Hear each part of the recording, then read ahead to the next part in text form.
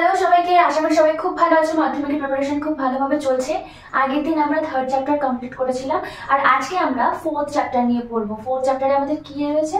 Fourth চ্যাপ্টারে আমাদের রয়েছে অভিব্যক্তির ধারণা, অভিব্যক্তি আর অভিযোজন, এই দুটো নিয়ে আমরা আজকে ফোর্থ চ্যাপ্টার কমপ্লিট করব। এবার ফোর্থ চ্যাপ্টারে আমরা কোন কোন জিনিসগুলো ফার্স্টে দেখে নেব সেটা একবার বলে দিই। প্রথমে আমরা দেখব অভিব্যক্তির ধারণা, অভিব্যক্তির ধারণা নেব। তারপরে আমরা দেখব জীবনের উৎপত্তি, অভিব্যক্তির মুখ্য ঘটনাবলী, জৈব অভিব্যক্তির মতবাদ, এবং সবার শেষে আমরা আসব অভিব্যক্তির মতবাদের সপক্ষে প্রমাণ। মানে হচ্ছে ডারউইনের মতবাদ রয়েছে, তারপরে আরো যেগুলো মতবাদ রয়েছে সেই সমস্ত নিয়ে একটা ক্লিয়ার কনসেপ্ট তৈরি করব। তাহলে চলো অভিব্যক্তির ধারণা দিয়ে আমাদের আজকের যে মাধ্যমিক র্যাপিড রিভিশন সিরিজ 2025 রয়েছে সেটা শুরু করা যাক। তাহলে এবার সবার প্রথমে আমরা শুরু করব অভিব্যক্তির ধারণা দিয়ে। অভিব্যক্তি বলতে আমরা কি বুঝি?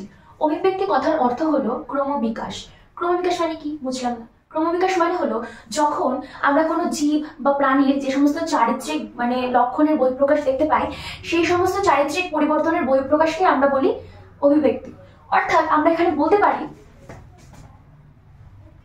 এর অর্থ হলো ক্রমবিকাশ।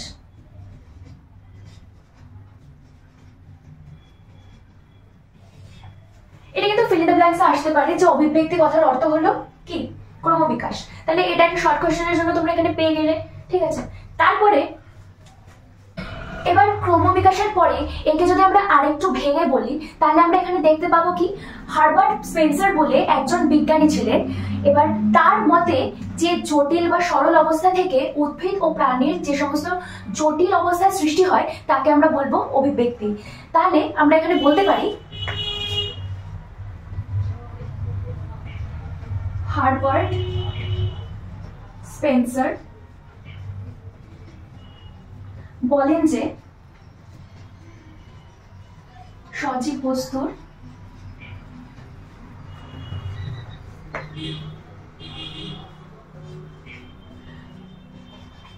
জটিল অবস্থা থেকে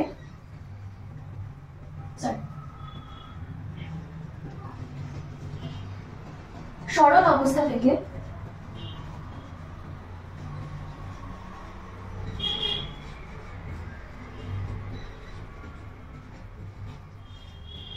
অবস্থাতে রূপান্তর ঘটে।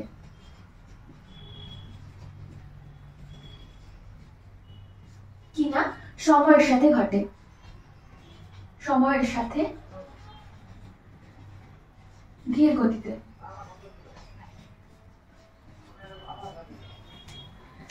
তাহলে আমরা এখানে পাচ্ছি যে হার্বার্ট স্পেন্সার বলেছেন সজীব বস্তুর সরল অবস্থা থেকে জটিল অবস্থাতে রূপান্তর ঘটে, সেটা হচ্ছে সময়ের সাথে ধীর গতিতে তার রূপান্তর ঘটছে, ঠিক আছে।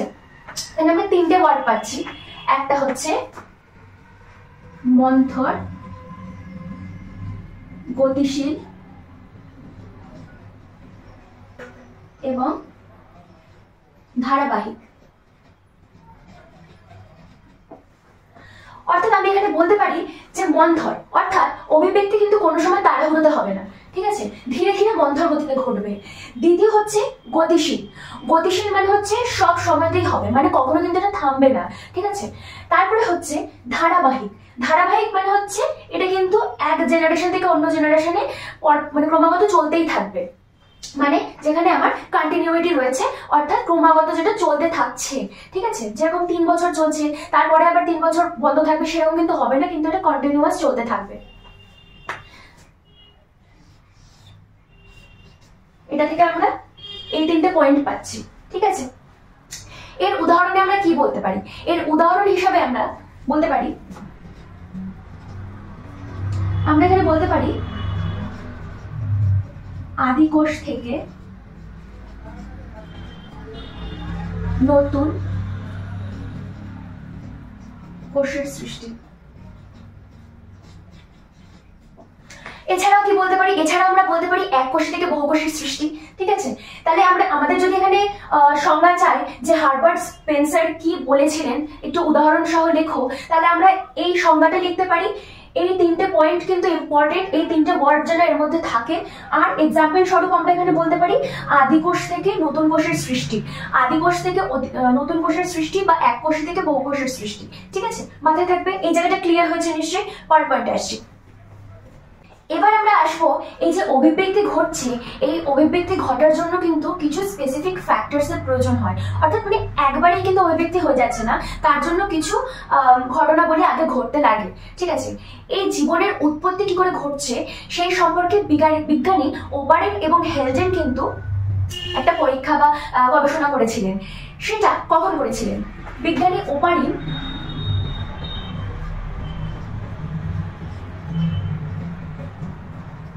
1920-তে আর হেলডেন 1930-তে। 1930-তে এই পরীক্ষা বা গবেষণা যাই বলা যায় সেটা করেছিলেন এটা নিয়ে। এবার তারা এটা বলেছিলেন যে প্রায় 300 কোটি বছর আগে, আজকে কালকে নয় কিন্তু, প্রায় 300 কোটি বছর আগে কিন্তু জীবনের উৎপত্তি ঘটেছিল। কোথায় ঘটেছিল? না, সমুদ্র থেকে জীবনের উৎপত্তি ঘটেছিল। ঠিক আছে, এটা মনে করা হয় যে স্থলভাগের আগে জলভাগে অর্থাৎ সমুদ্রে কিন্তু প্রথম জীবের উৎপত্তি ঘটেছিল। ঠিক আছে, তাহলে আমরা এখানে লিখতে পারি যে 300 কোটি বছর আগে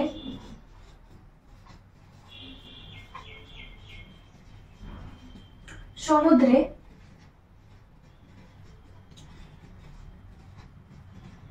জীবনের উৎপত্তি ঘটে।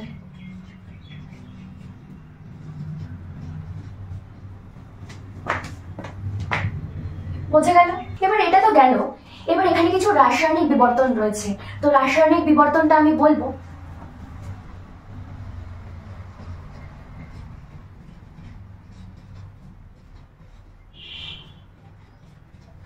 এবার রাসায়নিক বিবর্তনে আমরা কিছু জৈব যৌগ পাচ্ছি। তাহলে জৈব যৌগ কি কি? জৈব যৌগের মধ্যে প্রথম তৈরি হয়েছিল কি? হাইড্রোকার্বন। হাইড্রোকার্বন অর্থাৎ হাইড্রোজেন ও কার্বন ডাই অক্সাইড, অর্থাৎ হাইড্রোজেন এবং কার্বন ডাই অক্সাইড যুক্ত যে যৌগগুলো রয়েছে সেই যৌগগুলো তৈরি হয়েছিল সেগুলো জৈব যৌগ উৎপত্তিতে। তাহলে আমরা 1 নম্বরে কি লিখতে পারি? 1 নম্বরে আমরা লিখতে পারি H2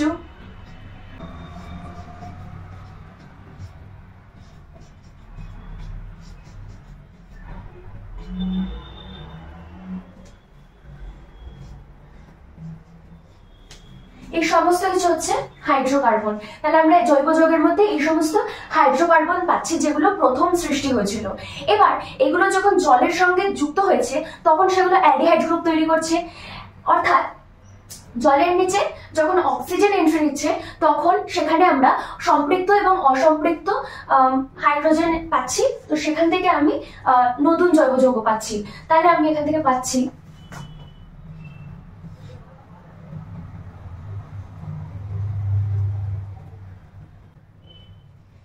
সম্পৃক্ত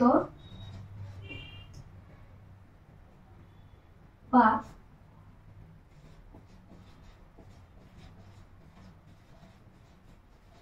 হাইড্রোকার্বন প্লাস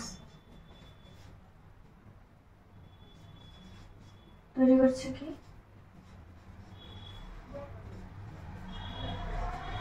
অ্যালডিহাইড কিটোন।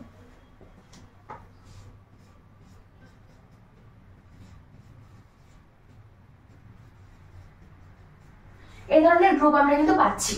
ঠিক আছে, এটা বোঝা গেল। এবার আমরা যে জৈব যৌগগুলো পেয়েছিলাম সেই জৈব যৌগগুলোই যখন একসাথে তরল অবস্থাতে মিশ্রিত হয় তখন সেটা থেকে আমরা কি পাচ্ছি? সেটা থেকে আমরা জটিল যৌগ পাচ্ছি। তাহলে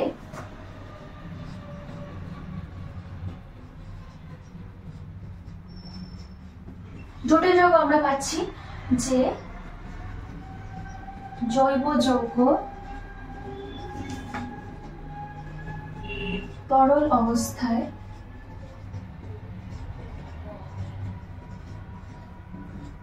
মিশ্রিত হয়ে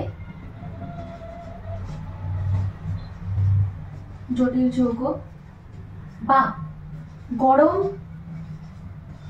তরল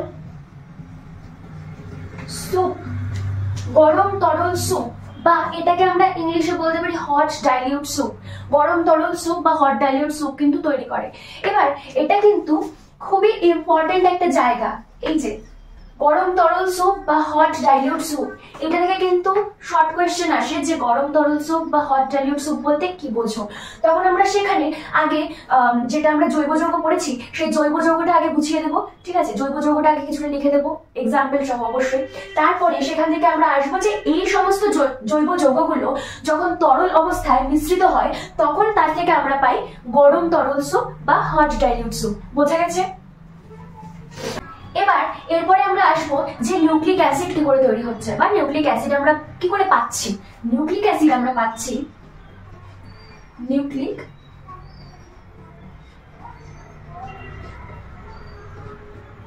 অ্যাসিড।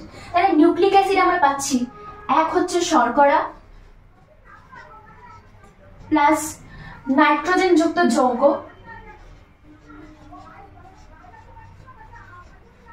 নাইট্রোজেন যুক্ত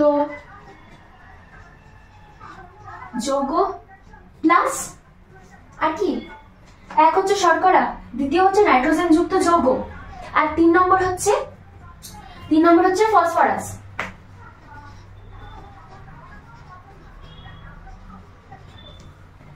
বোঝা গেল? তাহলে আমরা নিউক্লিক অ্যাসিড কি কি থেকে পাচ্ছি। নিউক্লিক অ্যাসিড আমরা পাচ্ছি শর্করা, নাইট্রোজেন যুক্ত যৌগ প্লাস ফসফরাস, এই সবকিছুর মিশ্রণ থেকে আমরা পাচ্ছি নিউক্লিক অ্যাসিড। এবার নিউক্লিক অ্যাসিড কি করে পাচ্ছি সেটা তো বুঝলাম। এবার আসবো যে প্রোটোসেলের গঠন বা প্রোটোসেলের উৎপত্তি, অর্থাৎ প্রোটোসেল আমরা কি করে পাচ্ছি। তাহলে প্রোটোসেলের উৎপত্তি,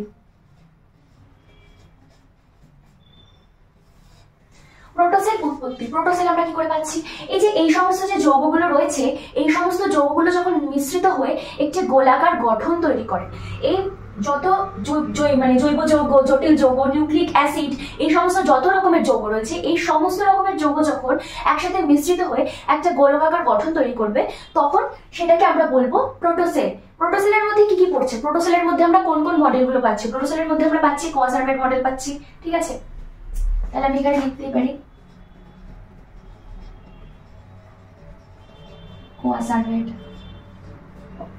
কোয়াসার্ভেট হচ্ছে সব থেকে আদি যে মডেলটা, সব থেকে প্রাচীন মডেল, তাকে আমরা কোয়াসার্ভেট মডেল বলছি।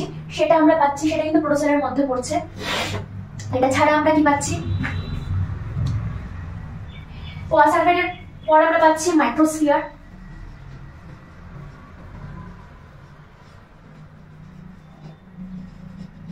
বুঝে গেল? তাহলে পরীক্ষায় যদি প্রশ্ন আসে অভিব্যক্তির ধারণা দাও বা অভিব্যক্তির ধারণা কে কে দিয়েছিলেন, অভিব্যক্তির ধারণা দিয়েছিলেন ওবারিন এবং হ্যালডেন।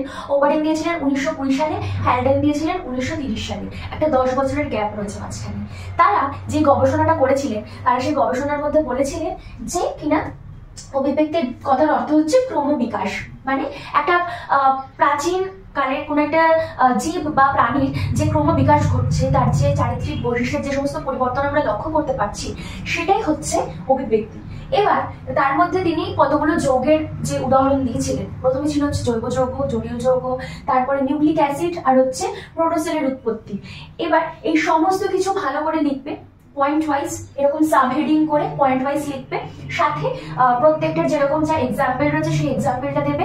আর দেখবে বইতে একদম নিচে এই কোয়াসার্ভেট মডেল, মাইক্রোস্ফিয়ার আর প্রোটোসেল এই তিনটে ডায়াগ্রাম দেওয়া রয়েছে। চেষ্টা করবে ডায়াগ্রামটা প্রোভাইড করে দেওয়ার, তাহলে কিন্তু ভালো মার্কস আসবে। তাহলে এই টপিকটা বোঝা গেছে। এরপরে আমরা আসবো মিলার এবং উরের যে পরীক্ষাটা রয়েছে সেটাতে। এবার আসবো মিলার এবং উরের পরীক্ষা। মিলার এবং উরের পরীক্ষাটা কি? ওবারিন এবং হ্যালডেন যে পরীক্ষাটা করেছিলেন বা যে গবেষণাটা করেছিলেন সেই সেম গবেষণাটাই মিলার এবং উরে কিন্তু আবার 1935 সালে সেই সেম পরীক্ষাটা করেছিলেন, কিন্তু একটু অন্যভাবে, অন্য পদ্ধতিতে করার পরে তারা দেখে সেই পরীক্ষার যে রিপোর্ট আসলো, যে গবেষণা করলেন তার যে রিপোর্ট আসলো, সেই রিপোর্টের ভিত্তিতে তারা বললেন কি, তারা বললেন যে না, ওবারিন এবং হ্যালডেন যে পরীক্ষাটা করেছিলেন সেই পরীক্ষাটা কিন্তু সঠিক ছিল, অর্থাৎ তার রিপোর্টের সাথে তাদের যে রিপোর্টের ছিল সেটা কিন্তু মিলে গেছিল। মানে আমরা এখন দেখে নেবো যে সেই পরীক্ষাটা তারা কি করে করেছিলেন। যে পরীক্ষাটা তারা করেছিলেন সেটা কিন্তু বইতে একটি ডায়াগ্রাম দিয়ে বোঝানো রয়েছে। বোর্ডে আমার পক্ষে অত কঠিন ডায়াগ্রাম আঁকা সম্ভব না, পরীক্ষাতে ডায়াগ্রাম আসবে না, কিন্তু পরীক্ষাটা কি বা কিভাবে করেছিলেন সেটা ডেসক্রাইব করতে আসবে, সেটা আমি বলে দিচ্ছি। এবার বলি যে মিলার এবং উডের পরীক্ষা কিন্তু 18 দিন ধরে হয়েছিল। এবার আমি বলতে পারি যে পরীক্ষায়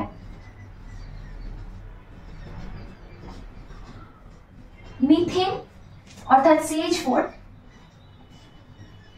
অ্যামোনিয়া,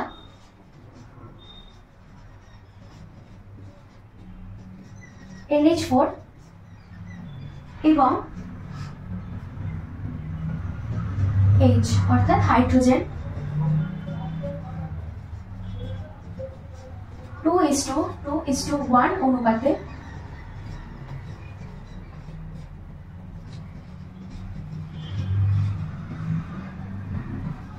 মিশ্রিত করে যে তড়িৎ মিশ্রিত যে যন্ত্রটা রয়েছে সেখানে ক্রমাগত 18 দিন ধরে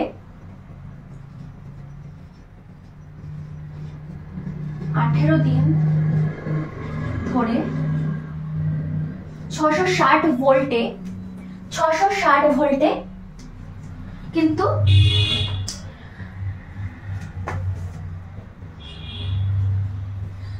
সরি 60,000 ভোল্ট ইউজ করা হচ্ছে এখানে। 60,000 ভোল্ট নিচে লিখছি। তড়িৎ চালনা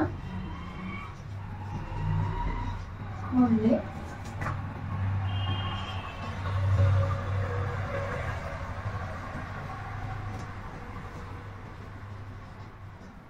অধঃক্ষেপণ জমা হয়, এটা আমি পাচ্ছি। এবার আমরা যে অধঃক্ষেপণটা জমা হচ্ছে ইউ আকৃতির নলের মধ্যে, তার মধ্যে আমরা কি কি দেখতে পাচ্ছি, অর্থাৎ কি কি জমা হচ্ছে। এর মধ্যে জমা হচ্ছে গ্লাইসিন, সাকসিনিক অ্যাসিড,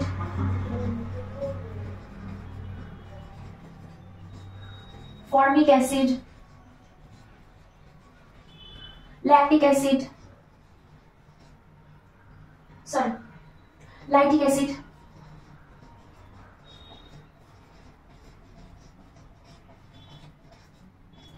এই সমস্ত অ্যাসিড, শুধু এই কথা না, আরো অ্যাসিড তৈরি হয়েছে, তো এই সমস্ত অ্যাসিড কিন্তু তৈরি হচ্ছে। এবার এই সমস্ত অ্যাসিড কিন্তু প্রাণ তৈরির ক্ষেত্রে খুব গুরুত্বপূর্ণ ভূমিকা পালন করে। প্রাণ তৈরি অর্থাৎ একটা জীবের যে উৎপত্তি ঘটছে সেটার ক্ষেত্রে একটা খুব গুরুত্বপূর্ণ ভূমিকা পালন করে। অর্থাৎ আমি এখানে লিখতে পারি যে এটা প্রাণ সৃষ্টির অপরিহার্য উপাদান। এটা হচ্ছে মিলার এবং উডের যে এক্সপেরিমেন্ট রয়েছে সেটা আমি শর্টে বোঝালাম। যে পরীক্ষায় মিলার এবং উডে দেখেছেন যে অ্যামোনিয়া, মিথেন এবং হাইড্রোজেন এই 3 ধরনের গ্যাস তারা নিয়েছেন, নেওয়ার পরে সেটা সমান অনুপাতে তারা মিশ্রিত করেছেন। কত অনুপাতে? 2:1 অনুপাতে তারা মিশ্রিত করেছেন এই 3 ধরনের গ্যাস। এবং টানা 18 দিন ধরে তারা এটাকে 60,000 ভোল্ট তড়িৎ চালনা করেছেন। তারা এই অনুপাতের গ্যাসের মধ্যে কি করেছেন? 60,000 ভোল্ট তড়িৎ চালনা করেছেন। করার ফলে কি হয়েছে না, ইউ আকৃতির যে নলটা ছিল সেই ইউ আকৃতির নলের মধ্যে কিন্তু আমরা অধঃক্ষেপণ জমা হতে দেখছি। তার ফলে এই অধঃক্ষেপণের মধ্যে আমরা কোন কোন অ্যাসিডগুলো পাচ্ছি না, তার মধ্যে আমরা পাচ্ছি glycine, succinic acid, formic acid, lytic acid, আরো মানে প্রভৃতি ধরনের অ্যাসিড আমরা পাচ্ছি। এবং এই অ্যাসিডগুলোর ভূমিকা কি এখানে? এমনি নিশ্চয়ই তৈরি হচ্ছে না, কোনো ভূমিকা রয়েছে যার ফলে তারা সেই ভিত্তিতে বলেছেন যে পরীক্ষাটা সফল হয়েছে। তাহলে তার কারণ হচ্ছে না, এই সমস্ত অ্যাসিডগুলো থেকে প্রাণ সৃষ্টি হতে পারে, অর্থাৎ এই সমস্ত অ্যাসিডগুলো কিন্তু প্রাণ সৃষ্টির একটা অপরিহার্য উপাদান। এবার এখান থেকে একটা কোয়েশ্চেন পরীক্ষাতে আসতে পারে, সেটা হচ্ছে এমন কিছু গ্যাসের উদাহরণ দাও যারা প্রাণ সৃষ্টির ক্ষেত্রে গুরুত্বপূর্ণ ভূমিকা পালন করে বা প্রাণ সৃষ্টির সূচনা ঘটাতে পারে। তাহলে সেখানে আমরা এই সমস্ত গ্যাসের মধ্যে থেকে 4টে নাম মনে রাখবে, কারণ ধরো 1 নম্বর বা 2 নম্বরে ধরো দিয়ে দিল, সেখানে ধরো তুমি দুটো মুখস্থ করে গেছো, তুমি 2টো নাম লিখেছো, অন্য একজন ধরো 4টে নাম লিখে দিয়েছে, তাহলে তোমাকে সেখানে অর্ধেক মার্কস দেবে। তো সেই ক্ষেত্রে চেষ্টা করবে যতটা বেশি সম্ভব ততটা বেশি মুখস্থ করে রাখার, ঠিক আছে? তাহলে এটা আশা করি ক্লিয়ার হয়েছে। এবার আমরা আসবো ল্যামার্কের মতবাদে।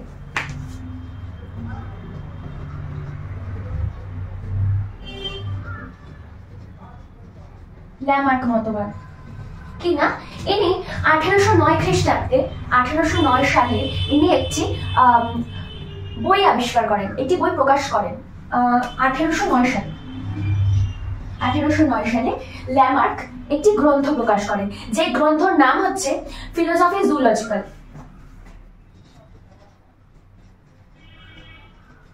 ফিলোসফি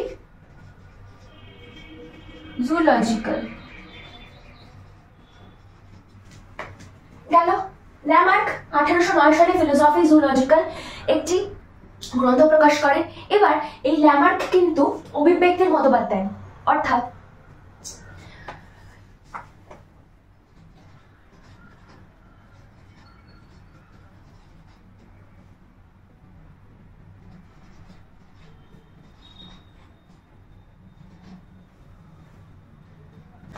আমরা এখানে পরিবেশের প্রভাব কি করে বলতে পারি, মানে অভিব্যক্তিতে পরিবেশের প্রভাবটা কি করে হচ্ছে, সেখানে আমরা বলতে পারি যে ভৌগোলিক কারণের জন্য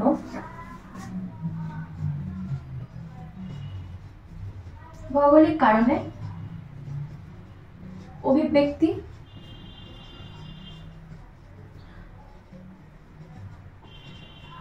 লক্ষ্য করা যায়।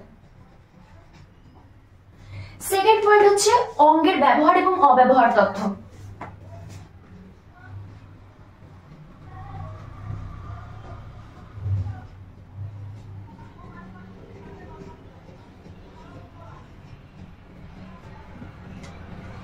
এবার এই অঙ্গের ব্যবহার এবং অব্যবহার তথ্য যেটা, সেটা বলি।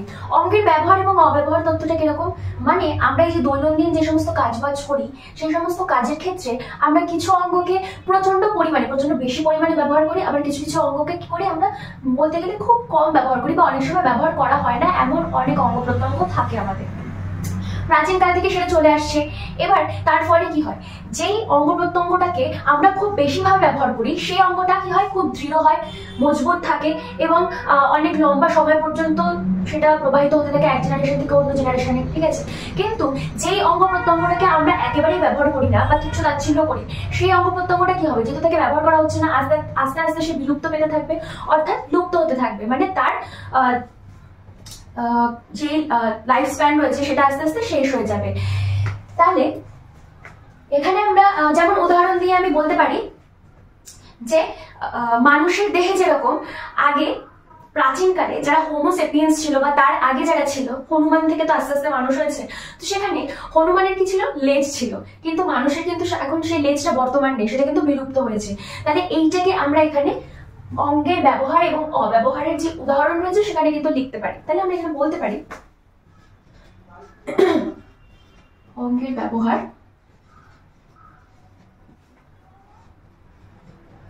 অঙ্গকে সবল ও স্থায়ী করে ও অব্যবহারের ফলে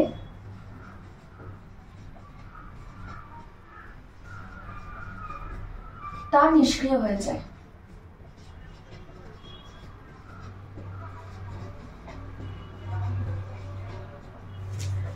এটা নিশ্চয়ই বোঝা গেছে, এটা কিন্তু খুব ইম্পর্টেন্ট, এই অঙ্গের ব্যবহার এবং অব্যবহারটা।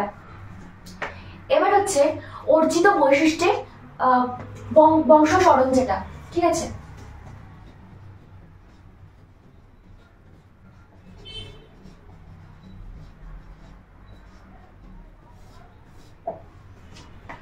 অর্থাৎ আমরা এখানে বলতে পারি যে অর্জিত বৈশিষ্ট্য যেটা আমরা পেয়েছি এক জন্ম থেকে, সেটা যদি আমরা খুব ভালোভাবে ব্যবহার করতে থাকি তাহলে সেটা কিন্তু আমার পরের জন্মতেও প্রবাহিত হবে। এটার কথাই এখানে বলা রয়েছে যে অর্জিত বৈশিষ্ট্য কিন্তু এক জেনারেশন থেকে অন্য জেনারেশনে প্রবাহিত হবে। তাহলে আমি এখানে বলতে পারি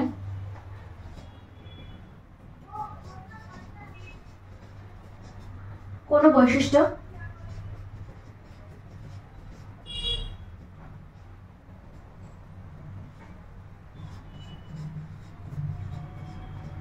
অভিব্যক্তির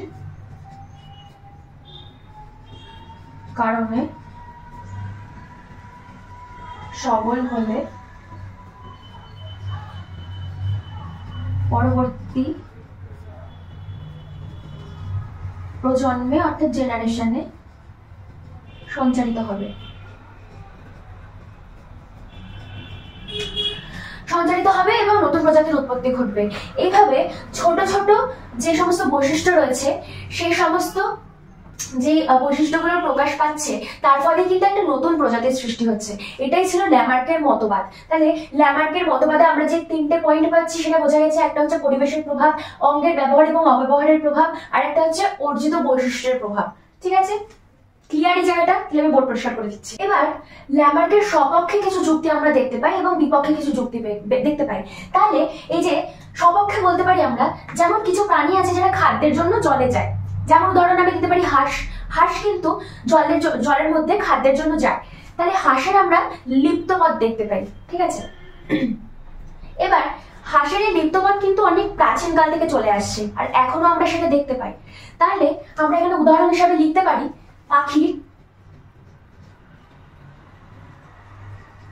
পাখির পায়ের পরিবর্তন,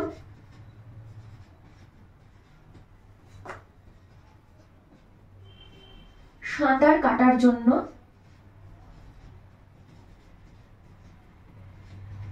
লিপ্ত পথ। 2 নম্বর আমরা দেখতে পারি কি, সরীসৃপ বা সাপের আমরা বুকের ব্যবহার দেখতে পাই চলাচলের জন্য। ঠিক আছে, অন্য জীবের থেকে। অন্য জীবের ক্ষেত্রে কি হয়েছিল না, অন্য জীবের ক্ষেত্রে তারা পা ব্যবহার করতে পারে, তাদের এখনো পা রয়ে গেছে, কিন্তু সাপ তার বুকের উপর ভর দিয়ে যেহেতু বেশি চলতো তাই জন্য আস্তে আস্তে কিন্তু তার পা বিলুপ্ত হয়েছে। তাহলে সরীসৃপের ক্ষেত্রে আমরা এটা দেখতে পারি। আরেকটা আমি উদাহরণ দিতে পারি কি, ওই যে জিরাফের যে গল্পটা রয়েছে, জিরাফের গল্পটা নিশ্চয়ই সবাই জানো যে জিরাফদের কিন্তু আগে খুব ছোট বেটে বেটে গলা ছিল, ছোট ছোট গলা ছিল, কিন্তু তারা যেহেতু উঁচু গালে মানে উঁচু যে ডাল রয়েছে সেই উঁচু ডালের পাতা খাওয়ার চেষ্টা করতো, তো সেই রকম ভাবে দুপা তুলে সামনে দুপা তুলে মাথা উঁচু করে যেহেতু খেতে চেষ্টা করতো, ফলে কি হয়েছে না তাদের গলা এতটা লম্বা হয়েছে, মানে গালের বিবর্তনে আস্তে আস্তে, একবারে নিশ্চয়ই হয়ে যায়নি, অনেকটা সময় ধরে হতে হতে আজকে এতটা লম্বা নাকি হয়েছে। তাহলে আমি এখানে কি বলতে পারি, আমরা এখানে বলতে পারি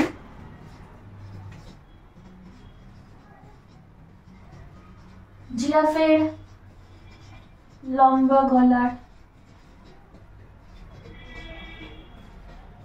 অভিব্যক্তি। বোঝা গেল? এটা গেল সপক্ষে উদাহরণ।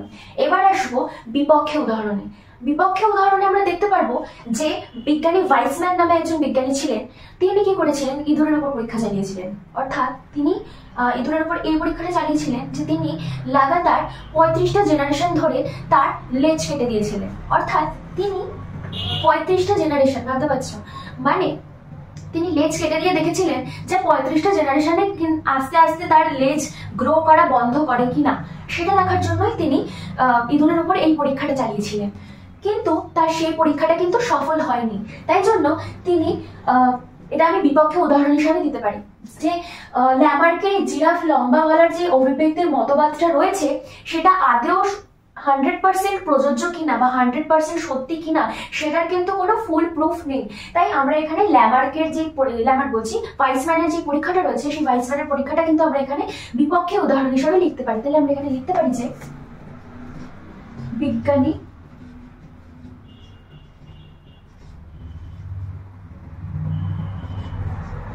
ভাইসম্যানের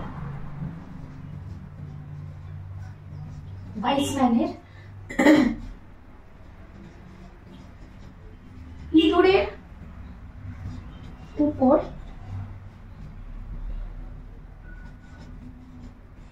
পরীক্ষা না কি করে 35টা জেনারেশন ধরে কি করেছিলেন না তার লেজ কেটে দিয়েছিলেন।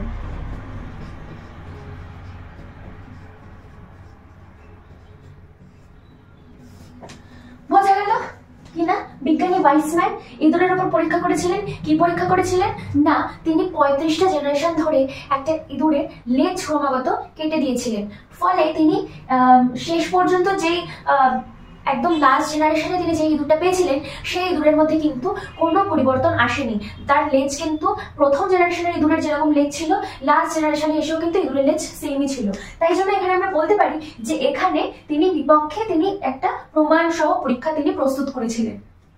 তাহলে এই কনসেপ্টটা আশা করি বোঝা গেছে।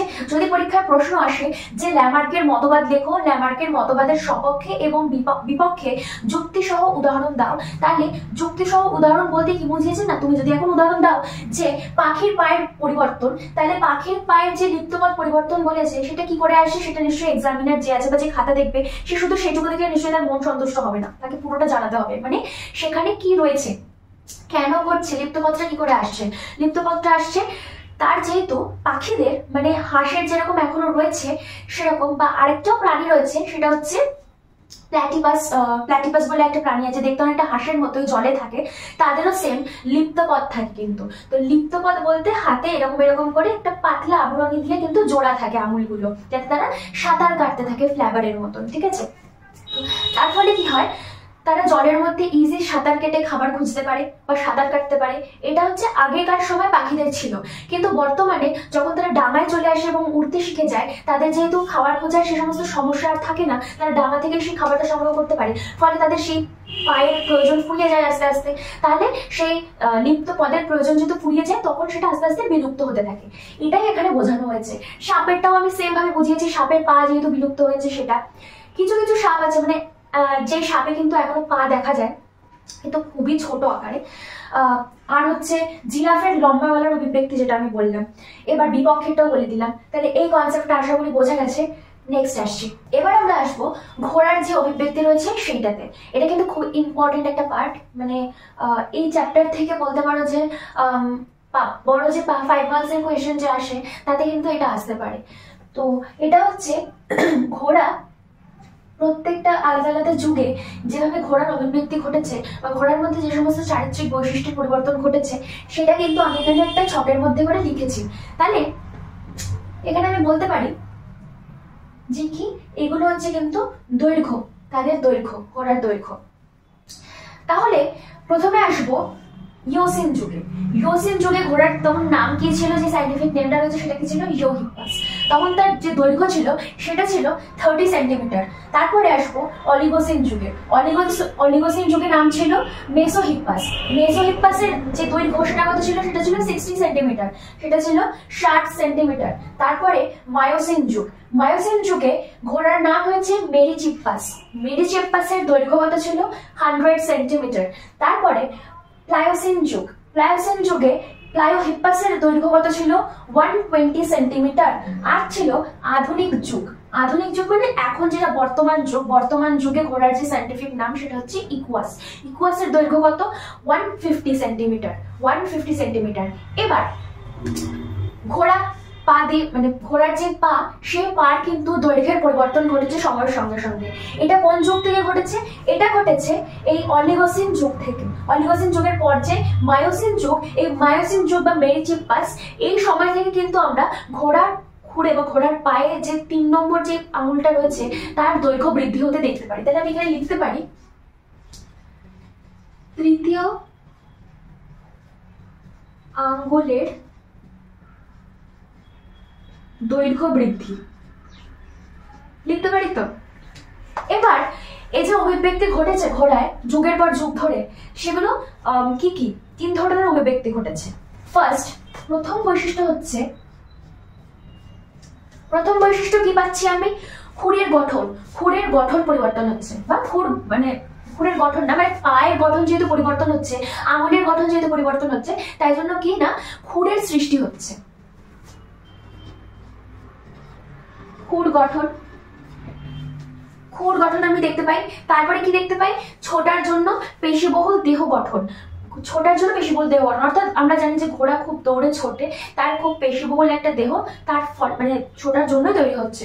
তাহলে আমি সেকেন্ড পয়েন্ট আমি এখানে বলতে পারি ছোটার জন্য পেশিবহুল গঠন গেল সেকেন্ড নম্বর পয়েন্ট।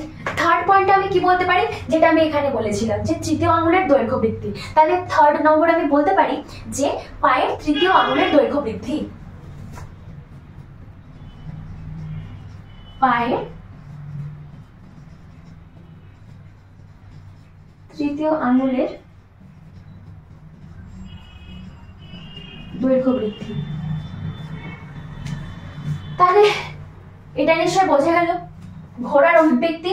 এটা কিন্তু ভেরি ভেরি ইম্পর্টেন্ট, এটা কিন্তু ভেরি ভেরি ইম্পর্টেন্ট। এটা কিন্তু খুব ভালো করে মুখস্থ করবে, খুব ভালো করে। এটা কিন্তু পরীক্ষাতে আসার 100% চান্স রয়েছে। এই পুরোটা ঘোড়ার এই যে বৈশিষ্ট্য, তার পায়ের আকৃতি, আঙুলের আকৃতি, তার দৈর্ঘ্য, এই সমস্ত জানি নামগুলো, এগুলো কিন্তু ফিল ইন দ্য ব্ল্যাঙ্কসে চলে আসতেই পারে। যে ইওসিন যুগের ঘোড়াকে কি বলা হতো, অলিগোসিন যুগের ঘোড়াকে কি বলা হতো, মায়োসিন যুগের ঘোড়াকে কি বলা হতো, প্লায়োসিন যুগের ঘোড়াকে কি বলা হতো, আর আধুনিক যুগের ঘোড়াকে কি বলা হয়, এগুলো কিন্তু fill in the blanks, MCQ, short question সবকিছুতে কিন্তু আসার চান্স রয়েছে। কম করে একটা বা দুটো কোয়েশ্চেন কিন্তু দিতেই পারে এখান থেকে। তাই এগুলো ভালো করে ছকসহ কিন্তু পড়ে যাবে, মুখস্থ করে যাবে, ঠিক আছে?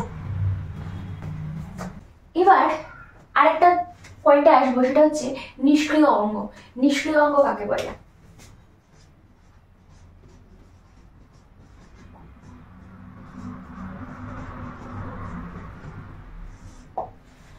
নিষ্ক্রিয় অঙ্গ বলতে আমরা বুঝি আমরা যে সমস্ত অঙ্গকে খুব বেশি ব্যবহার করি সেই সমস্ত অঙ্গ হচ্ছে সক্রিয় অঙ্গ। আর যে সমস্ত অঙ্গ আমরা বহু কাল ধরে ব্যবহার করা বন্ধ করে দিয়েছি বা এখন আমাদের কোনো কাজে লাগে না, সেই সমস্ত অঙ্গ যেহেতু ব্যবহার করা বন্ধ করে দিয়েছি, ফলে হয় লুপ্ত পেয়ে গেছে বা যেমন অবস্থায় ছিল সেমন অবস্থাতেই রয়ে গেছে, তাকে আমরা বলছি নিষ্ক্রিয় অঙ্গ। এবার সংজ্ঞাটা আমি বলে দিই।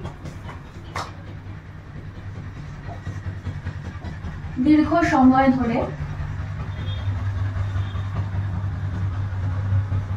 অব্যবহারের ফলে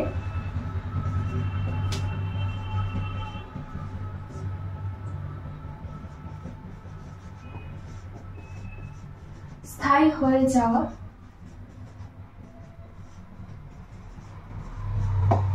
অঙ্গকে আমরা বলছি নিষ্ক্রিয় অঙ্গ। এবার নিষ্ক্রিয় অঙ্গ তো সংজ্ঞা পড়লাম, কিন্তু নিষ্ক্রিয় অঙ্গের যদি উদাহরণ দিতে বলো তুমি আমাকে, তাহলে নিষ্ক্রিয় অঙ্গের উদাহরণ আমি কি কি দেবো? নিষ্ক্রিয় অঙ্গের উদাহরণ যদি চাই, তাহলে নিষ্ক্রিয় অঙ্গের উদাহরণ আমি বলতে পারি যে আমাদের মানুষদের দেহে যে অ্যাপেন্ডিক্স রয়েছে, ঠিক আছে, যে অ্যাপেন্ডিক্স রয়েছে সেটা কিন্তু কোনো কাজ নেই মানুষের দেহে। একটা সময় কাজ ছিল, মানুষ আমরা যখন ঘাস পাতা খেতাম বা কাঁচা কাঁচা জিনিস খেতাম, মানে কাঁচা মাছ মাংস খেতাম, একটা সময় যখন আদিম যুগে, আমি একদম আদিম যুগের কথা বলছি, তখন আমরা ঘাস পাতা খেতাম, কাঁচা জিনিস খেতাম, ঠিক আছে, সেটাকে ভোজ্য মতন তৈরি না করেই আমরা সেটাকে খেতাম। তখন সেটা কি হতো না, সেটাকে ভালো করে পাচন ক্রিয়া সম্পন্ন করার জন্য কি অ্যাপেন্ডিক্সের ভূমিকা তখন ছিল। কিন্তু পরবর্তী সময় এখন যেহেতু আমরা জিনিসটাকে ভালো করে রান্না করে ভালো করে মানে তৈরি করে জিনিসটাকে আমরা খাচ্ছি, ফলে সেটা কি হচ্ছে সহজ পাচ্য হয়ে যাচ্ছে, মানে খুব তাড়াতাড়ি আমরা সেটাকে হজম করে ফেলতে পারছি, ফলে আমাদের এখানে অ্যাপেন্ডিক্সের কোনো দরকার পড়ছে না। কিন্তু মানুষের দেহে কিন্তু অ্যাপেন্ডিক্স এখনো বর্তমান রয়েছে, সবার শরীরে আছে। এবার কি হয়, অ্যাপেন্ডিক্স যেহেতু কোনো কাজে লাগে না, তাই জন্য অনেক সময় দেখবে অনেকের কি হয় না, অ্যাপেন্ডিক্সের সাইড ডান দিকে যেহেতু থাকে, অ্যাপেন্ডিক্সে অনেকের কি হয় না, ব্যথা শুরু হয়ে যায়। তো সেই ফলে ডাক্তাররা কি করে না, অ্যাপেন্ডিক্সটাকে কেটে বাদ দিয়ে দেয়। কিন্তু সেটাতে কিন্তু শরীরের কোনো ক্ষতি বা কিছু কিন্তু হচ্ছে না, কোনো সাইড এফেক্টস কিন্তু দেখা যাচ্ছে না। তাহলে আমরা এখানে উদাহরণস্বরূপ অ্যাপেন্ডিক্সের উদাহরণ দিতে পারি। 1 নম্বর, মানব দেহে অ্যাপেন্ডিক্স।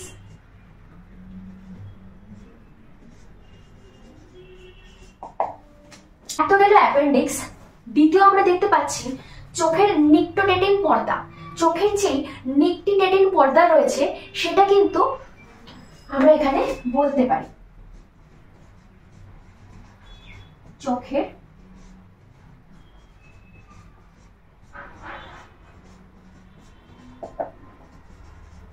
নিকটিটেটিন পর্দা। এবার প্রশ্ন করতে পারো, ম্যাম এই নিকটিটেটিন পর্দাটা কি? নিকটিটেটিন পর্দা হচ্ছে আমাদের চোখের কোণায় একটা গোলাপি রঙের মাংসলা অবস্থা তোমরা দেখতে পারো। সেটা দেখবে কুমিরের চোখে খেয়াল করবে, কুমির বলো বা বিভিন্ন জলজ প্রাণী বলো, মাছ বলছি না, মাছের তো পুরোপুরি থাকে, বাট কুমির বা সাপের ক্ষেত্রে খুব স্পষ্টভাবে বুঝতে পারবে যখন তারা চোখের পাতা ফেলে, তখন দেখবে চোখের পাতা পড়ার আগে কিন্তু একটা পর্দা এরকম ভাবে বন্ধ করে দেয়, ঠিক আছে, চোখের ওপরে একটা পাতলা পর্দার লেয়ার থাকে। সেটা কেন থাকে? সেটা থাকার নিশ্চয়ই কোনো রিজন রয়েছে। সেটা থাকে কারণ জলের থেকে চোখকে বাঁচানোর জন্য। আগে মানে জলজ যারা প্রাণী রয়েছে তাদের চোখকে বাঁচানোর জন্য কিন্তু এই নেকটিটেটিন পর্দাটা থাকে। এবার আমরা মানুষ এখন স্থলে বসবাস করছি, জলে আমাদের কোনো কাজ নেই, ফলে এই নেকটিটেটিন পর্দার কাজ এখন পুরোপুরিভাবে বন্ধ হয়ে গেছে। ফলে কি হয়েছে না, এই পর্দাটা বিলুপ্ত হয়েছে বা নিষ্ক্রিয় হয়ে পড়ে রয়েছে। বিলুপ্ত হয়নি, রয়েছে কিন্তু নিষ্ক্রিয় অবস্থায় রয়েছে, যেহেতু এখন কোনো কাজে লাগে না। তাহলে এটাই আমি লিখেছি এখানে, অ্যাপেন্ডিক্স আর চোখের নেকটিটেটিন পর্দা। তাহলে এখানে বোঝা গেল, যদি প্রশ্ন দেয় যে নিষ্ক্রিয় অঙ্গ কাকে বলে এবং দুটো নিষ্ক্রিয় অঙ্গের উদাহরণ দাও, তাহলে আমি এই দুটো দিতে পারি ইজিলি। আমার অভিব্যক্তি শেষ হয়েছে, এবার অভিযোজনে আসবো। অভিযোজনে যে ইম্পর্টেন্ট জায়গাগুলো রয়েছে সেই ইম্পর্টেন্ট জায়গাগুলো আমি বুঝিয়ে দেবো। এবার অভিযোজনের ক্ষেত্রে আমি এখানে দেখতে পাচ্ছি যে অভিযোজন বলতে আমরা কি বুঝি। অভিযোজন বলতে আমরা বুঝি বিভিন্ন প্রাণী বা উদ্ভিদের মধ্যে পরিবেশের মধ্যে বেঁচে থাকার জন্য তাদের মধ্যে যে সমস্ত চারিত্রিক বৈশিষ্ট্যের পরিবর্তন আমরা করতে দেখতে পারি, যেটা তাকে অন্য প্রজাতির উদ্ভিদের থেকে আলাদা তৈরি করে, সেটাকে আমরা বলছি অভিযোজন। অর্থাৎ আমি এখানে উদাহরণ দেবো এবার পরপর, সেই উদাহরণগুলো সুন্দর করে দেখবে, বুঝবে। ফার্স্ট হচ্ছে ক্যাকটাস।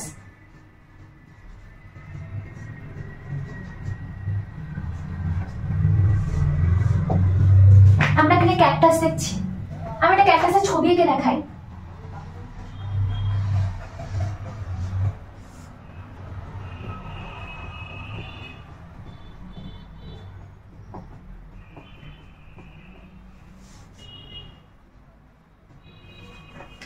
এটা ধরো একটা ক্যাকটাস গাছ। ক্যাকটাস আমরা মূলত কোথায় দেখতে পাই? মরুভূমি অঞ্চলে, যেখানে জল পাওয়া যায় না বললেই চলে। সব থেকে রুক্ষ শুষ্ক একটা অঞ্চল, আর্দ্রতা খুব কম থাকে সেখানে, একটা শুষ্ক অঞ্চল যেখানে জল পাওয়া যায় না। তাহলে একটা গাছ জন্মাতে গেলে জল দরকার, তাই তো? এমনি এমনি জন্মাতে পারবে না, নির্দিষ্ট একটা পরিবেশের দরকার। এই সমস্ত জায়গায় গাছ জন্মাতে গেলে যে সমস্ত পরিবেশ লাগে, মরুভূমিতে জন্মাতে গেলেও বেশ কিছুটা মানে সেম পরিবেশ দরকার হবে, কিন্তু সেখানে যেহেতু সেই সেম পরিবেশ নেই, তাই জন্য সেখানে গাছ বেড়ে উঠছে নিজের মতন, নিজে একটা মানে পরিবেশ তৈরি করে সে সেখানে বেড়ে উঠছে। এবার সে নিজের মধ্যে যে সমস্ত বৈশিষ্ট্যগুলো তৈরি করছে সেখানে বেড়ে ওঠার জন্য বা সেই পরিবেশে মানিয়ে নেওয়ার জন্য, তাহলে সেই বৈশিষ্ট্যগুলো কি কি? এইটা আমি যে দেখতে পাচ্ছি যে বড় মোটা অংশটা, এটা কিন্তু ক্যাকটাসের কাণ্ড, ঠিক আছে? কাণ্ড। আর আমি এখানে যে ছুচলো ছুচলো যে অংশগুলো দেখতে পাচ্ছি, এগুলো আসলে কিন্তু ক্যাকটাসের পাতা। ক্যাকটাসের পাতা, হ্যাঁ। এবার বলতে পারো এগুলো তো কাটা। ক্যাকটাস কিন্তু মানে যেহেতু ওখানে মানে সূর্যের তাপ এত বেশি, জল অত পাওয়া যায় না, তাই জন্য সে নিজের মধ্যে অভিযোজন ঘটিয়ে সে নিজের পাতাগুলোকে কাঁটায় পরিণত করেছে। অর্থাৎ তার কাণ্ড থেকে পাতার পরিবর্তে কি বের হয় না, তার পাতার পরিবর্তে কাঁটা দেখতে পারি। অর্থাৎ তার পাতাগুলো কাঁটায় রূপান্তরিত হয়েছে, পাতা কাঁটায় রূপান্তরিত হয়েছে। বোঝা গেল? এবার পাতাগুলো কাঁটায় রূপান্তরিত হয়েছে, এটা হচ্ছে 1 নম্বর। দ্বিতীয় কি দেখতে পাই? দ্বিতীয় দেখতে পাই না, তার যেহেতু জল ধারণ ক্ষমতা মানে বালিতে যেহেতু হয়, বালিতে যেহেতু জল ধারণ ক্ষমতা খুবই কম, তাহলে সে জল কি করে পাবে না? সে কি করে, তার কাণ্ডর ভেতরটা কিন্তু খুব রসালো, তার কাণ্ডের ভেতর সে জল সঞ্চয় করে রাখে, ঠিক আছে? যখন রাত্রির বেলা হয় তখন সে কিন্তু কাণ্ডের ভেতর জল সঞ্চয় করে রাখে। এটা হচ্ছে দ্বিতীয় পয়েন্ট, যে কাণ্ড কি হয়, কাণ্ড রসালো হয়।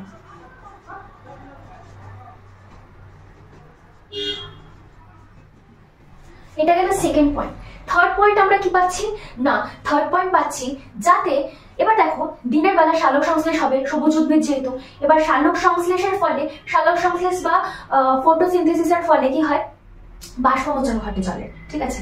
যেহেতু গাছের ভেতর যেহেতু গাছের খাবার তৈরি হবে, গাছ নিজে রান্না করবে, তার জন্য সালোক সংশ্লেষ হবে, সূর্যের আলো পড়বে, ফলে কি হবে না, বাষ্পমোচন হবে, ঠিক আছে? এই সমস্ত কিছু সাইকেল আকারে চলতে থাকে।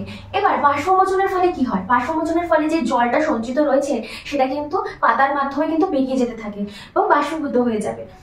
তাহলে এবার এমনি মরুভূমি অঞ্চল, জল পাওয়া এতটা কষ্টকর, সেখানে যদি যেটুকু জল আছে সেটুকু যদি বাষ্পমোচন হয়ে বেরিয়ে যায়, তাহলে তো গাছ বাঁচতে পারবে না। তাহলে তার জন্য সে কি করে না, সে যাতে বাষ্পমোচনের হার যাতে কমে যায়, তার ফলে সে কি করে, সে না তার গায়ে মিউসিলেজ নামে এক ধরনের পদার্থ, মিউসিলেজ, কি নাম বললাম, মিউসিলেজ, এটা কিন্তু ইম্পর্টেন্ট, মিউসিলেজ নামে এক ধরনের পদার্থ দিয়ে তার পুরো গাটা ঢেকে রাখে।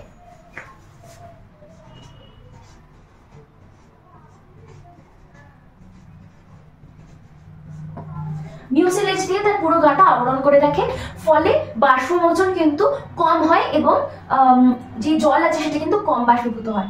ফলে গাছ কিন্তু ওরকম একটা অবসবাসযোগ্য পরিবেশেও কিন্তু গাছটা বেঁচে থাকতে পারে বা আবার মানে তৈরি হতে পারে। ঠিক আছে, এটা হচ্ছে ক্যাকটাসের আমি অভিযোজনের উদাহরণ দিয়ে বুঝিয়ে দিলাম।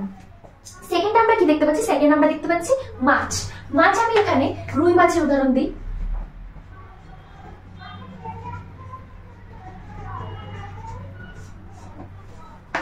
মাছের ক্ষেত্রে আমরা অভিযোজনে কি কি দেখতে পাচ্ছি? এক নম্বর আমরা দেখতে পাচ্ছি পাখনা। ঠিক আছে, মাছের ক্ষেত্রে আমরা 1 নম্বর পাখনা দেখতে পাচ্ছি। 2 নম্বর কি দেখতে পাচ্ছি? ফুলকা দেখতে পাচ্ছি।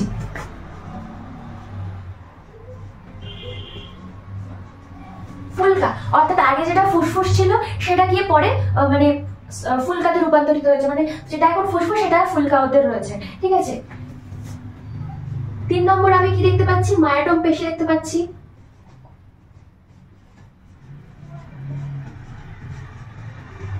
4 নম্বর আমরা কি দেখতে পাচ্ছি? 4 নম্বর আমরা দেখতে পাচ্ছি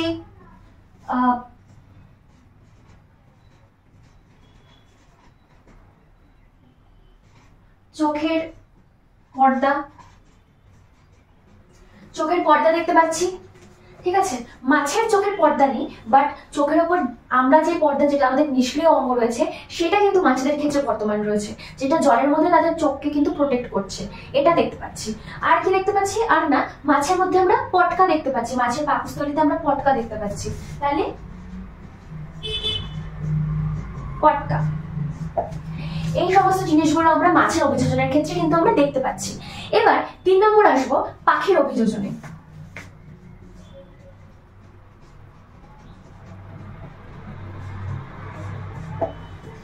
পাখির অভিযোজনের ক্ষেত্রে আমরা সেম পাচ্ছি। পাখির অভিযোজনে কিন্তু আমরা ফার্স্টে ঠোঁট পাচ্ছি, ঠোঁটের গঠন।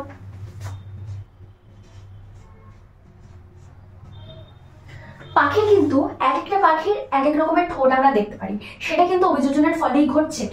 একটা তো চারিত্রিক বৈশিষ্ট্য রয়েছে, আর একটা রয়েছে অভিযোজন, মানে তাদের খাদ্যাভ্যাসের ধরনের উপর নির্ভর করেও কিন্তু তাদের ঠোঁটের আকৃতি নির্ভর করছে। যেমন আমি একটা উদাহরণ দিই, যে সমস্ত পাখিগুলো ফুলের মধু খেয়ে তাদের জীবন ধারণ করে, ফুলের মধুর উপর নির্ভরশীল, সে সমস্ত পাখির ঠোঁট দেখবে খুব ছুঁচলো, অর্থাৎ একদম ছুঁচের মতন ছুঁচলো এবং লম্বা হয়, যাতে তারা ফুলের মধ্যে ঢুকে মধুটা খেতে পারে। তো সেরকমই পাখির ঠোঁট কিন্তু অভিযোজনের মধ্যে একটা ভূমিকা পালন করছে। সেকেন্ড আমরা কি দেখতে পাচ্ছি? সেকেন্ড না, আমরা দেখতে পাই যেমন ধর পায়রার যেমন একটা বৈশিষ্ট্য রয়েছে, পায়রাকে যদি তুমি কোথাও ছেড়ে দিয়ে আসো, তার কিন্তু মানে যে থিঙ্কিং পাওয়ারটা রয়েছে বা মনে রাখার যে শক্তিটা রয়েছে সেটা কিন্তু অনেক বেশি। সে কিন্তু যে করেই হোক তার স্মৃতিশক্তির মানে ধরে, তার স্মৃতিশক্তির উপর নির্ভর করে সে কিন্তু আবার সেই জায়গায় পুনরায় ফিরে আসবে। তো সেটা একটা রয়েছে এখানে পাখির অভিযোজনের ক্ষেত্রে আর একটা ইম্পর্টেন্ট পয়েন্ট। ঠিক আছে, এবার এইটা গেল এই 3টে। থার্ড আসছি, সরি ফোর্থে আমি দেখবো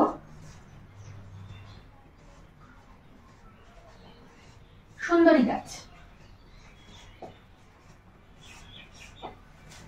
সুন্দরী গাছের নাম সবাই শুনেছো যারা সুন্দরবন ঘুরতে গেছো। এবার সুন্দরী গাছটা আসলে কি? সুন্দরী গাছের লক্ষণ হচ্ছে, তোমরা দেখতে পাবে যে সুন্দরী গাছ, তোমরা সবাই নাম শুনেছো। সুন্দরী গাছের লক্ষণ কি? সুন্দরী গাছের লক্ষণ হচ্ছে, সুন্দরী গাছ কিন্তু মাটির উপরে তার শিকড় বেরিয়ে থাকে। আমরা 2 ধরনের শিকড় কিন্তু সুন্দরবনে দেখতে পাই। একটা দেখতে পাই শ্বাসমূল, আর একটা দেখতে পাই ঠেসমূল। ভূগোলে তোমরা পড়েছো এই সমস্ত টার্মগুলো, তোমরা অনেক আগে ভূগোলে পড়েছো, শ্বাসমূল এবং ঠেসমূল। তো শ্বাসমূল ঠেসমূল তোমরা জানো কি? শ্বাসমূল মানে হচ্ছে যে সমস্ত উদ্ভিদের মানে নোনা জায়গায় যে সমস্ত উদ্ভিদগুলো জন্মায়, সেই সমস্ত উদ্ভিদ মাটির নিচ থেকে, অনেক উদ্ভিদ আছে মাটির নিচ থেকে কিন্তু অক্সিজেন বা নিউট্রিয়েন্টস কিন্তু সংগ্রহ করতে পারে না। তো তারা কি করে? তারা করে গাছের মূলগুলোকে মাটির উপরের দিকে মানে গ্রো করায়, মাটির উপরের দিকে কিন্তু তারা বৃদ্ধি পায়। ফলে মাটির উপরে অর্থাৎ বাতাস থেকে তারা অক্সিজেন এবং যা সমস্ত মিনারেলস গুলো রয়েছে সেগুলো তারা মাটির উপর থেকে গ্রহণ করে। এটা হচ্ছে শ্বাসমূলের বৈশিষ্ট্য। এবার হচ্ছে ঠেসমূল। ঠেসমূলটা কি? ঠেসমূল হচ্ছে সুন্দরবনে দেখতে পাবে মূলত যে ম্যানগ্রোভ জাতীয় উদ্ভিদ সেগুলোর হয় যে মূলগুলো মাটির উপর কিন্তু অনেক দূর অব্দি মানে ছড়িয়ে থাকে, ঠিক আছে, যাতে কোনো সময় যদি ঝড় বাদলা বা কিছু আসে তাতে যদি গাছটা উড়িয়ে না নিয়ে যেতে পারে। এটি হচ্ছে শ্বাসমূল এবং ঠেসমূলের সংজ্ঞা। তো সুন্দরী গাছে আমরা শ্বাসমূল দেখতে পাচ্ছি, সুন্দরী গাছে আমরা শ্বাসমূল দেখতে পাচ্ছি। তো এটা কেন অভিযোজন ঘটছে না, সুন্দরী গাছ কিন্তু মাটির তলা থেকে অক্সিজেন বা অন্যান্য মিনারেলস কিন্তু সংগ্রহ করতে পারে না। সেটা সংগ্রহ করার জন্য তাকে বাতাস থেকে সংগ্রহ করতে হবে। তার জন্য সে কি করে, তার মূলটাকে মাটির উপরে তুলে দেয়, মাটির উপরে বের করে দেয়, ফলে বাতাস থেকে সে সেই মিনারেলসটাকে সংগ্রহ করছে। তাহলে এটা বোঝা গেছে সুন্দরী গাছে। 5 নম্বর উট। এটা কিন্তু এগুলো সব ইম্পর্টেন্ট, সব কটা। এর আগে যেটা আমি পড়িয়েছি ওই ক্যাকটাসেরটা, ওটাও কিন্তু ইম্পর্টেন্ট। আমরা যে সময় মাধ্যমিক দিয়েছিলাম আমাদের কিন্তু ক্যাকটাসের কোয়েশ্চেনটা এসেছিল। তো এই দুটো দেখবে, ক্যাকটাসটা ভালো করে দেখবে। পাখিরটাও ইম্পর্টেন্ট আছে, মাছেরটাও ইম্পর্টেন্ট আছে, মানে বলতে গেলে এখানে পরপর যে কটা রয়েছে সব কটা কিন্তু ভালো করে দেখে যাবে। এবার উটেরটাতে আসবো। এবার আমরা আসবো উটের অভিযোজনে। উট মূলত দেখতে পাওয়া যায় কোথায়, মরু অঞ্চলে, অর্থাৎ যেখানে জলের সম্ভাবনা খুবই কম পাওয়া যায়। মানে আমি ক্যাকটাসের ক্ষেত্রে যেরকম বলেছিলাম, উটের ক্ষেত্রেও অনেকটা সেরকম, কিন্তু ওই ক্যাকটাস উদ্ভিদ ছিল, উট কিন্তু উদ্ভিদ না, উট হচ্ছে প্রাণী। তো সেখানে আমি উটের ক্ষেত্রে বলতে পারি, ফার্স্ট পয়েন্ট কি বলতে পারি, যে না, উট যেহেতু মরু অঞ্চলে বর্তমান থাকে, তার ফলে কি হবে, তার জল সংরক্ষণ করার প্রয়োজন হবে, তাই তো। প্রথম পয়েন্ট হচ্ছে মরু অঞ্চলের প্রাণী, তাই কি হবে, জল সংরক্ষণ। মরু অঞ্চলের প্রাণী, জল সংরক্ষণ করার প্রয়োজন হবে তার দেহে। সেকেন্ড পয়েন্ট আমি কি লিখবো, জল সংরক্ষণ যেহেতু করতে হবে, তাহলে তার জন্য কি দরকার, যে গাছের ক্ষেত্রে যেটা বলেছিলাম যে জল যাতে বাষ্পীভূত না হয়ে যায়, আমাদের দেহ থেকেও কিন্তু জল বাষ্পীভূত হয়। তাই জন্য উটের দেহ থেকে যাতে জল বাষ্পীভূত বেশি পরিমাণে না হয়, যাতে কম বাষ্পীভূত হয়, তার জন্য কি হয়, তাদের ত্বক কিন্তু খুব পুরু হয়, পুরু এবং মোটা হয়। তার জন্য আমি সেটাকে দ্বিতীয় পয়েন্টে দিতে পারি যে ত্বকের গঠন পুরু মেদযুক্ত। এটা আমি লিখতে পারি যে ত্বকের গঠন পুরু মেদযুক্ত, ঠিক আছে, বোঝা গেল। 3 নম্বর, নিঃশ্বাস প্রশ্বাসের মাধ্যমে নিশ্চয় জলটা বেরোচ্ছে দেহ থেকে, তাই তো। এবার সেটা যদি না হয়, সেটা যাতে কম হয়, তার ফলে কি হয়, সেটা হয় হচ্ছে যখন উট নিঃশ্বাস প্রশ্বাস নিচ্ছে, ভেতর থেকে যে উষ্ণ বায়ুটা আসছে, যে উষ্ণ বায়ুটা ভেতর থেকে যে আসছে, সেটা যখন নাসিকার গহ্বরের কাছাকাছি এসে পৌঁছায়, তখন সেটা কি হয়, সেটা চট করে সেটা শীতল হয়ে যায়। শীতল হলে সেটা কি হবে, জলবিন্দুতে পরিণত হবে। ফলে জলবিন্দুতে পরিণত হওয়ার ফলে কি হয় না, সেই জলটা তার দেহ আবার শোষণ করে নেয়। ফলে কি হয়, বাষ্পমোচনের হার কিন্তু অনেক কমে যায়। মানে আমি বুঝিয়ে দিই, এই ধরো একটা উটের মুখ, ঠিক আছে, এটা হচ্ছে তার নাসিকা, আর এটা হচ্ছে তার নাসিকা গহ্বর, ঠিক আছে। ধরো আমি অন্য কানে দিয়ে বোঝাই, ধরো এখান থেকে বাষ্পটা আসছে, ঠিক এই পয়েন্টে এসে এটা কিন্তু শীতল হয়ে যাচ্ছে। এখানে বাষ্পটা উষ্ণ ছিল, উষ্ণ বায়ু যখন আসছে নাসিকা গহ্বরের কাছে এসে এটা শীতলে পরিণত হচ্ছে, ফলে এটা বিন্দু বিন্দু জল আকারে এখানে পরিণত হয়ে যাচ্ছে। সেই বিন্দু বিন্দু জলটাই কিন্তু ও আবার এই জায়গায় শোষণ করে নিচ্ছে। শোষণ করে নেওয়ার ফলে কি হচ্ছে না, জলটা বাইরে বেরোচ্ছে না, ভেতরে কিন্তু সে সেটা শোষণ করে নিচ্ছে। এর ফলে কি হচ্ছে, যে বাষ্পীভূত যে হচ্ছে জল নিঃশ্বাস প্রশ্বাসের মাধ্যমে, সেটার হার অনেক কমে যাচ্ছে। এটা গেল 3 নম্বর পয়েন্ট, ঠিক আছে, এটা বইতে ভালো করে লেখা আছে, বই থেকে দেখবে। আর 4 নম্বর পয়েন্ট আমি কি দেখতে পাচ্ছি, 4 নম্বর পয়েন্ট দেখতে পাচ্ছি যে মল এবং মূত্রকে ইউরিক অ্যাসিডে পরিবর্তন করে দেয়। মল এবং মূত্রকে ইউরিক অ্যাসিডে পরিণত করে দেয়, ফলে কি হয় না, জল অপচয় কম হয় দেহ থেকে।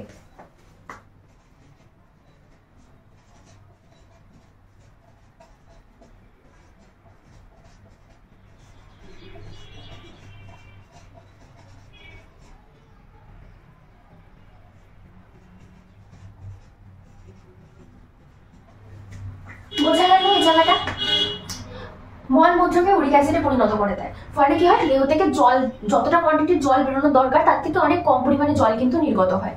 এটা আমরা দেখলাম যে মলমূত্রে ইউরিক অ্যাসিডের পরিবর্তন। এটা হচ্ছে 4 নম্বর পয়েন্ট। 5 নম্বর পয়েন্টে আমরা কি দেখতে পাচ্ছি? 5 নম্বর পয়েন্টে আমরা দেখতে পাচ্ছি যে উটের পিঠে যে কুঁজ থাকে, উটের পিঠে যে কুঁজ বর্তমান থাকে সেটার মধ্যে কিন্তু ফ্যাট টিস্যুস বর্তমান থাকে, যেটা জলীয় পদার্থ বা ফ্যাট এগুলোকে সঞ্চয় করে রাখে।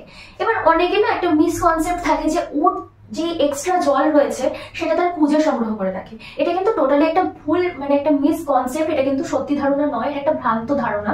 তো তার যে কুঁজ রয়েছে সেটা কিন্তু শুধুমাত্র ফ্যাটই সঞ্চয় করে রাখে, জল ধরে রাখে না, শুধু ফ্যাট থাকে তার মধ্যে। তাহলে সেটা যে টিস্যু দ্বারা গঠিত, সেই টিস্যুটা হচ্ছে অ্যাডিপোসিস টিস্যু। Adipose tissue. তাহলে আমি লিখছি যে অ্যাডিপোস টিস্যু দ্বারা কোষ নির্মাণ। এই অ্যাডিপোস টিস্যু দ্বারা কোষ নির্মাণ করে। এর মধ্যে কি থাকে? ফ্যাট বর্তমান থাকে। ঠিক আছে, এটা একটা গেল। আর এটা গেল অ্যাডিপোস টিস্যু দ্বারা কোষ নির্মাণ করা থাকে। আর 6 নম্বর যেটা সবথেকে ইম্পর্টেন্ট, সেটা হচ্ছে তার দেহে পাকস্থলীতে ওয়াটার স্যাক বর্তমান থাকে। ওয়াটার স্যাকের কাজ কি? ওয়াটার স্যাকের কাজ হচ্ছে না জল সঞ্চয় করে রাখা। মানে ওর দেখবে একটা না অনেক দিন, একটা না কিন্তু 10-15 দিন জল না খেয়ে থাকতে পারে। সেটা কেন? তার পাকস্থলীর মধ্যে কিন্তু আগে থেকে ওয়াটার স্যাকের মধ্যে কিন্তু জল বর্তমান থাকে, সেই জলটাকে সে অতদিন ধরে কাজে লাগায়। ফলে বেশি দিন ধরে ও যদি জল নাও খেয়ে থাকে তার কোনো অসুবিধা হয় না, সে যেহেতু আগে থেকে জল সঞ্চয় করে রাখে। ফলে আমি এখানে নেক্সট পয়েন্ট কি বলতে পারি? নেক্সট পয়েন্ট আমি এখানে বলতে পারি, এখানে লিখছি, নেক্সট পয়েন্ট বলতে পারি যে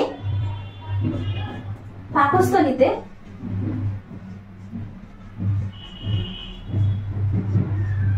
ওয়াটার স্যাক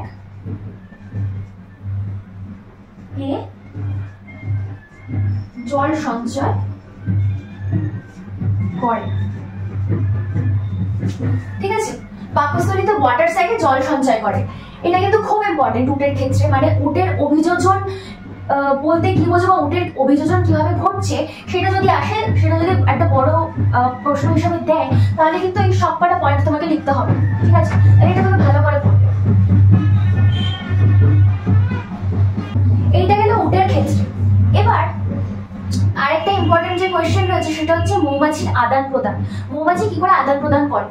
মৌমাছি যখন খাদ্য সংগ্রহ করতে যায়, ওরা কিন্তু একটা বিশেষ রকমের নৃত্যর মাধ্যমে তাদের আদান প্রদানটা, যে বার্তা আদান প্রদান রয়েছে সেটা কিন্তু সম্পন্ন করে।